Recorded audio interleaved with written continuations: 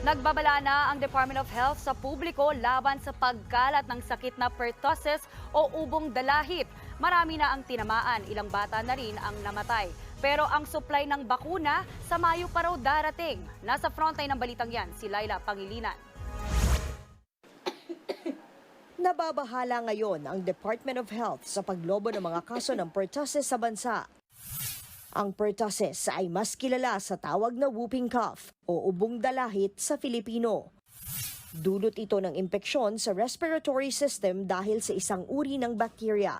Ayon sa mga doktor, kadalasang sintomas nito ang pag-ubo ng higit sa 2 linggo, hirap sa paghinga, sipon at pagsusuka. Mabilis din daw itong makahawa. Base sa datos ng DOH, pumalo na sa 453 ang mga kaso nito sa unang 10 linggo pa lang ng taon. Mas marami kumpara noong taong 2021, 2022 at 2023.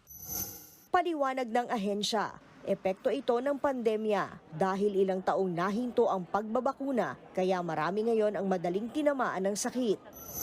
Gaya na lang sa Quezon City na nagdeklara na ng pertussis outbreak kahapon dahil umabot na sa 23 ang mga kaso nito mula Enero hanggang nitong March 20. 4 na ang nasawi na puro mga sanggol na wala pang 6 na buwang gulang at hindi bakunado.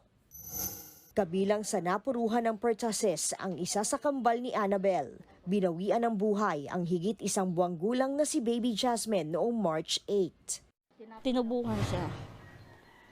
Hirap siyang huminga. Tapos, yung niya, mababa ang oxygen niya sa katawan. Pati yung heartbeat niya. Ang heartbeat niya masyadong mabilis. Hindi kinaya ng bata eh. Si baby pa daw talaga. Bukod kay Baby Jasmine, nagpositibo rin sa pertussis ang kambal niyang si Baby Gianna, kaya labis din ang pag-aalala ni Annabel. Ayon kay Quezon City Mayor Joy Belmonte, hirap silang puksain ang pertussis dahil ubos na ang stock nila ng bakuna nito. Pati ang DOH, wala na ring stock ng bakuna at posibleng Mayo pa raw magkaroon ng supply nito. Habang naghihintay, nagpaalala naman sila sa publiko na magdoble ingat. Kung magpositibo, mag-isolate muna. Kailangan na wag baliwalain po yan. Lalo na ngayon, mahal na araw, ang pag-iwas sa mataong lugar, pagsuot ng mask ay maaaring makatulong, pero importante pagbabakuna. Nagbabalita mula sa Frontline, Laila Pangilinan, News 5.